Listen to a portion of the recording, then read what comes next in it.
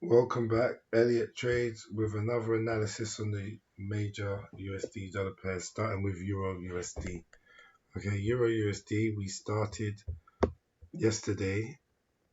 We came to the point of interest I had. There was a demand zone here. We've tapped it. We did not break the prior fourth wave, and we've come straight up. So now, to me, we still have this ABC here where I've got 5. It's still not confirmed if we finish this move up due to not taking this low. Now, normally I would say yes, this was finished, but I don't see a fourth wave, and we can't end an impulsive structure in an ABC unless it's an ending diagonal, which this is not an ending diagonal, not an expanding nor contracting ending diagonal. So that's where I'm a bit not sure what's going on.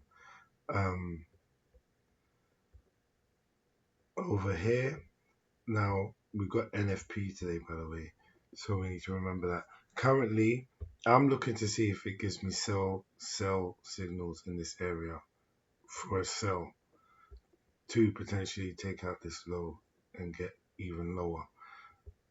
But I can't, I'm not bearish. I'm looking to see if I get a distribution here that would make me bearish. Then I would take it to take this low, and then upon taking this low, I will be bearish on Euro USD.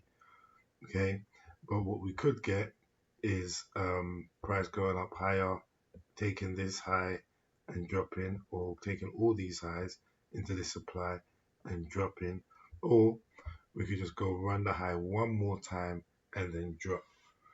So I have to keep my eyes on it, and I don't have anything certain I could say about this currently. What I can say is on the 1 hour time frame, we are in the oversold area as we're approaching the supply zone. As you can see on the TDI, we're outside of the red volatility band, the red oversold line. Okay, we're oversold on the 1 hour, we're outside the volatility band, and we're approaching supply. Okay, these two little black lines, one here and one here, are little inefficiencies I noticed. What I am looking for is price to get above this black line. I do expect that. But at that point, I need to see distribution. I need to see divergence on the TDI if I'm going to take a short from this area. I'm pretty sure there'll be a short from this area, but it may only be to come back to this demand zone and then continue higher. So that's Euro USD. On to GBPUSD. Take off the indicators. Quickly go to the daily and just explain what I can. Okay. We're waiting for this break to confirm we're bearish. We've had the break here, and price has begun to run up.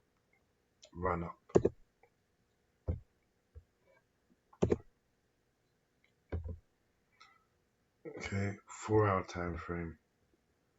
Now for GBPUSD, I can count 1, 2, 3, 4, 5. Okay, we came down and we took out that high as well.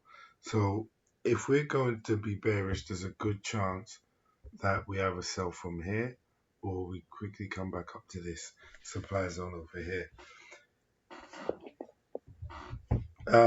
I do think there's more chance of sells on here than on Euro USD, but we don't have any of these broken that we need to break this low. Till then, we can play inside the range from this high to this low because this high grabbed the liquidity. So this is currently the swing high. NZDUSD,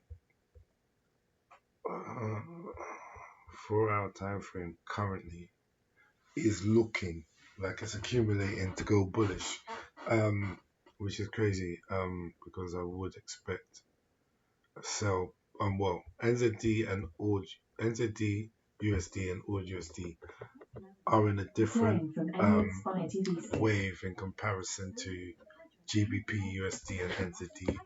Sorry, GBPUSD and EURUSD. Sorry, I was distracted.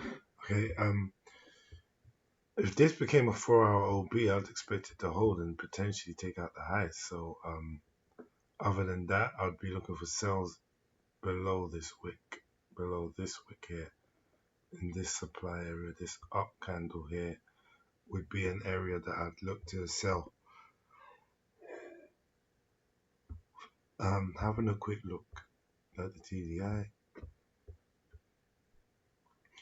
Okay, we haven't diverged yet.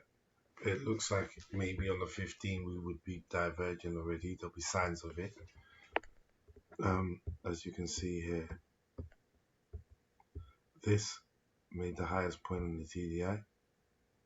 This is the highest point in price, which obviously takes that out. And if you look on the TDI, it hasn't gone as high up as there. So we've got signs of divergence appearing on the 15-minute time frame. Potentially we will drop, but not before taking this high, I don't think. Maybe we'll see. I just feel like, well, obviously I'm gonna let price show me, but I feel like we're so close, we still haven't completed a proper divergence, so I see a potential to grab that high. I'm not gonna say that it's likely or anything like that. Just there's a potential, and if we don't, obviously, if we break this low, then I'm not expecting that. I'm expecting this low to go before any, of these highs could get taken. Onto AUDUSD.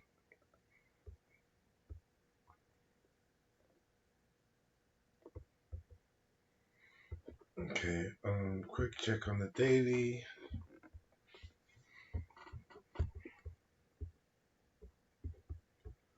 Yeah, it just kind of looks like we're getting some form of daily distribution. I mean, if we get above this wick and close,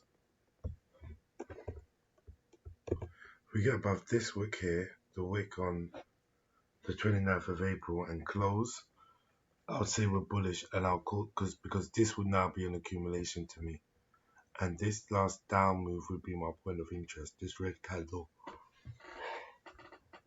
on the 1st of May, the red candle on the 1st of May would then be my demand. Anytime we take out this wick here, so not even that one, doesn't have to.